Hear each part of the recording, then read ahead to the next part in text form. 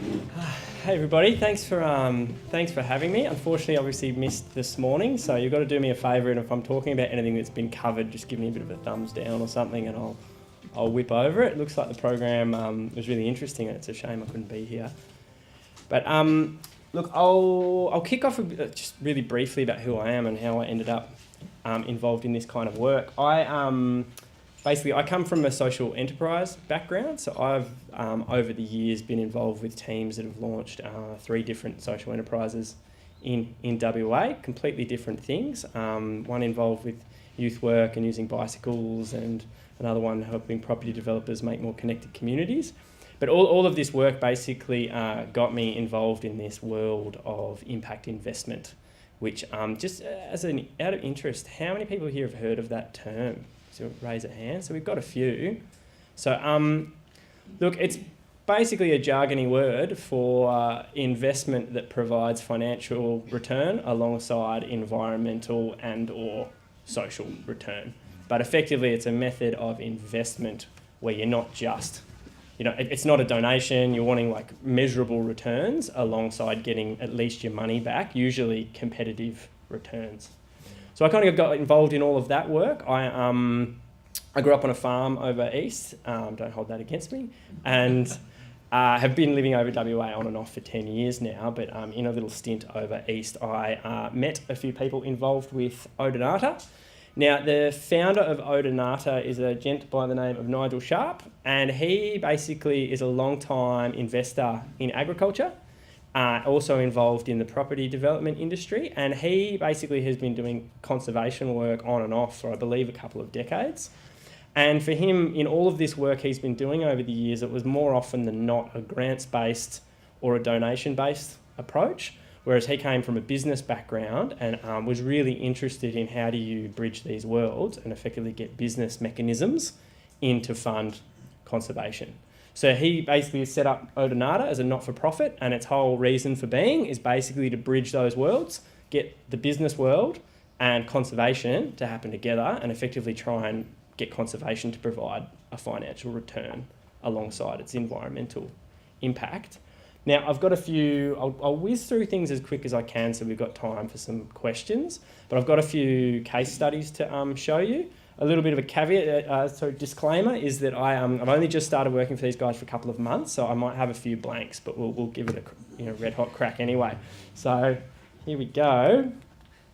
So look, in a sense, the way Odonata works is there's no real recipe for a lot of this stuff. You kind of have to, you have environmental problems or biodiversity ideas, and they come in and they're kind of all mixed up and whooshed around, and then the idea is ideally at the end what comes out the other side is an investable business model, usually.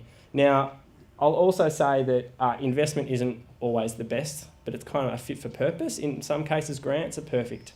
It's not a one-size-fits-all, or we're not only business, we're kind of how do we leverage whatever we can possibly do to get the best outcome. There we go.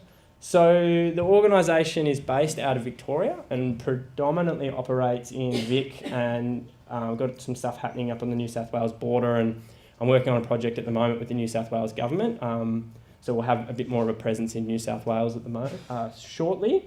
But effectively there's sites all over.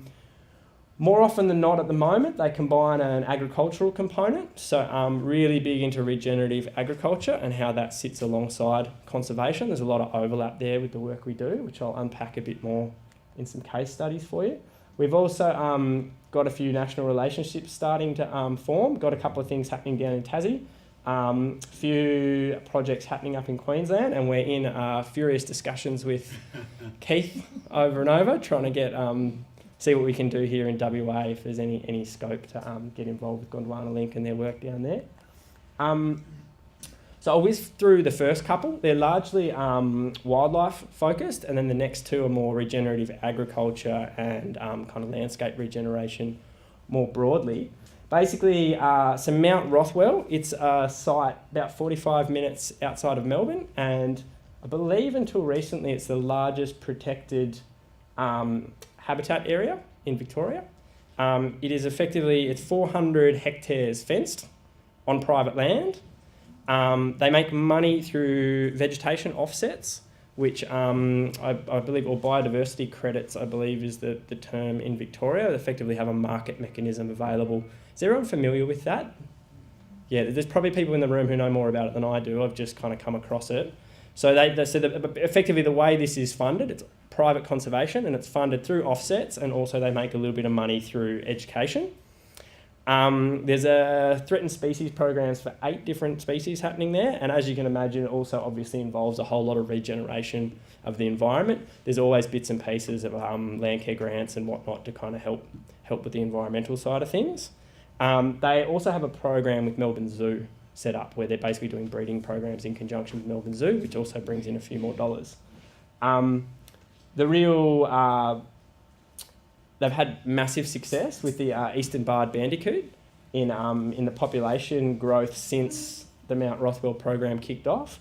As you can sort of see, just with the zoos program alone, it was kind of just flatlining, bubbling along, and then once they got involved and got this happening, the population numbers have kind of skyrocketed since then.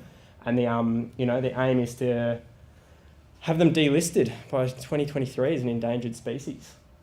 So next one, we're edging a little bit more closer to some really juicy ones. But this one, Tiverton, basically this is combining sheep farming with native grassland restoration, and also, again, bandicoots, and I believe it's quolls on this site. So this is 1,000 hectares fenced, fully predator fenced, and basically what they're doing on this property is it's fairly marginal country from an agricultural perspective, but what they're working on is high intensity rotational grazing of sheep, and that effectively rebuilding and rejuvenating the grasslands. And then the plan is to introduce these threatened species in the mix as well. Interestingly, one thing they've stumbled across is they got the highest wool price for their wool that were coming off the sheep, I should say, in I believe it was last year. Oh no, hang on, where are we? 3rd of September 2015. Basically, they worked out that on this native grass regime, the sheep were producing better quality wool. So this is a really interesting model, I think, of you've basically got a profitable, functioning farming business directly overlapping with wildlife conservation and grassland conservation. They're now moving towards making a little bit more money again by basically branding the lamb as bandicoot lamb and selling direct to market to get a premium. I know, right? Come on. People in Melbourne, they're going to love that. So that's another one. I'll just make sure I haven't missed anything on that one because I wanted to get to the next two quickly. That's essentially that one. So as you can see, big fenced land, a couple of animals.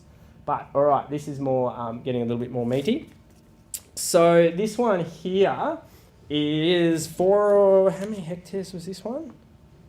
I've actually lost my, can't remember how big this one is, but basically this one here is working with some groups around a corridor project. So effectively they're, I'm sure all of you are familiar with the work of biolinks and conservation corridors, and effectively the goal is to join these three conservation zones. And they managed to get a hold of this yellow parcel, which is fairly significant. I believe it's a couple of, unless it says on the next slide, there you go, 550 hectares.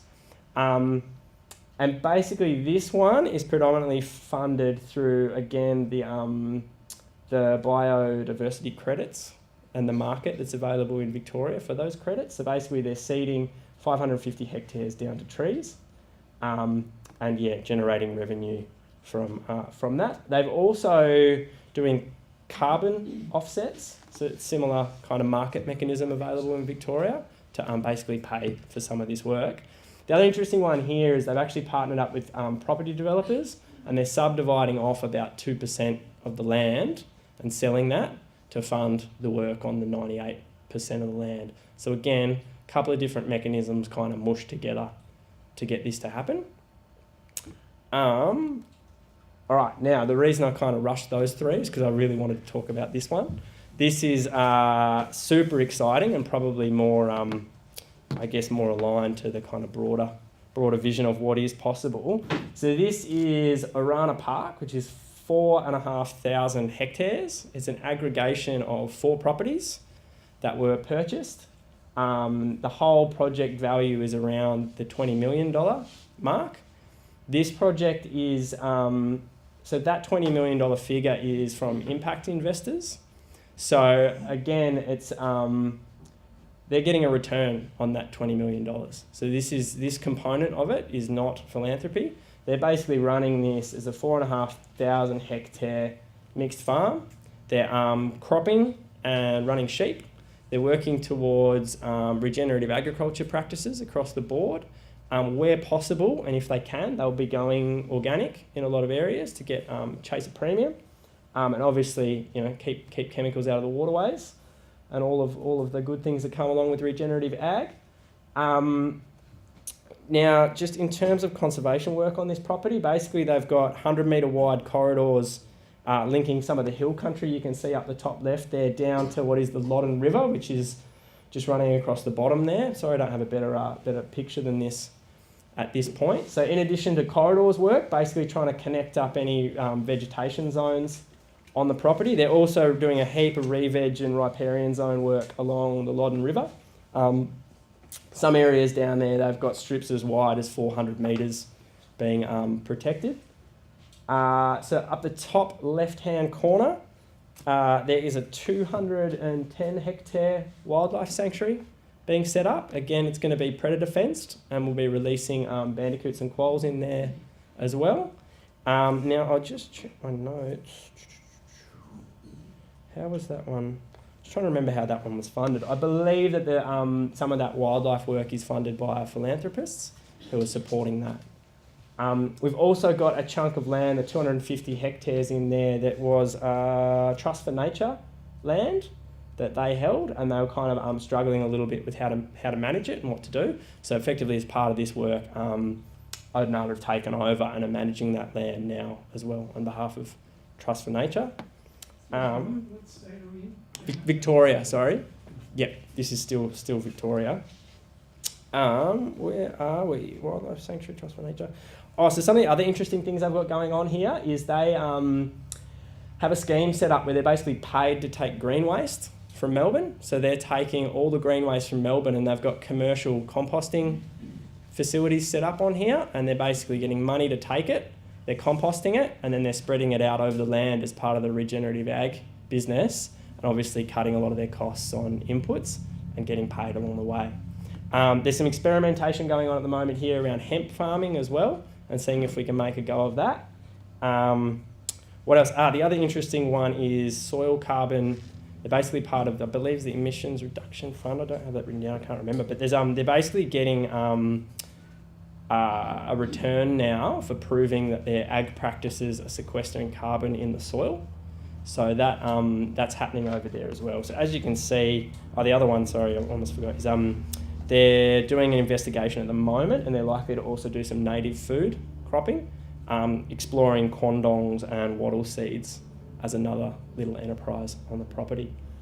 So look, this one's a really good example, I think, of we're talking, fairly significant landscape scale here. And, can this piece together with lots of other properties and, providing that return for investors, but then also sitting alongside it is a lot of grants and philanthropy, and basically going, let's mush it all in together and come up with a model that's going to work and, effectively give these investors a return. Now, look, we have 7 principles that we kind of work to guide, I guess, scoping and searching for projects and trying to piece them together, and also assessing projects that come to us. I'll whiz through them fairly quick, and we can just leave this slide up and we can have a bit of question time. So how am I doing for time? 5 minutes. Yeah, perfect, cool. So we'll just rip into questions. Look, really for Arana to be interested in taking on a project, we really like to see some element of corridors going on, whether they're larger landscape scale and forming a connection, or whether it's just on-farm smaller corridors. That's got to be part of the equation. Creatures is a big one for us. We really see that some of those key mammals and kind of right down to birds, or I guess all life forms, is what can we do on this property to preserve life. Climate and carbon, so that kind of for us includes access to water. What are the climate change projections for an area, and is it gonna, what can we do? Is it resilient to climate change? Is it resilient to drought? Can we make it more so? Kind of unpacking that side of things. And can we do something on the property that's going to put carbon where it belongs in the soil? Community, can we contribute to the local community? Can we, a lot of the projects we work on will specifically hire locals. We also donate to food bank and a few other projects and try and make sure that we've got that really good local relationship with what's going on. Compassion has just been changed to culture. So we're really trying to work closely with local Indigenous groups wherever we can. It's an area that we as an organisation need to improve, and have recognised that we want to really go down that path and work as closely as we can. Capital appreciation for an agriculture or conservation project to stack up for investors, you really need that combination of cash returns from business operations with capital appreciation. So we need to see that what we're doing is increasing the value of the land, especially if it's obviously privately purchased by investors. It has to go up, and what we're doing has to help it go up. And then the big one is cash flow.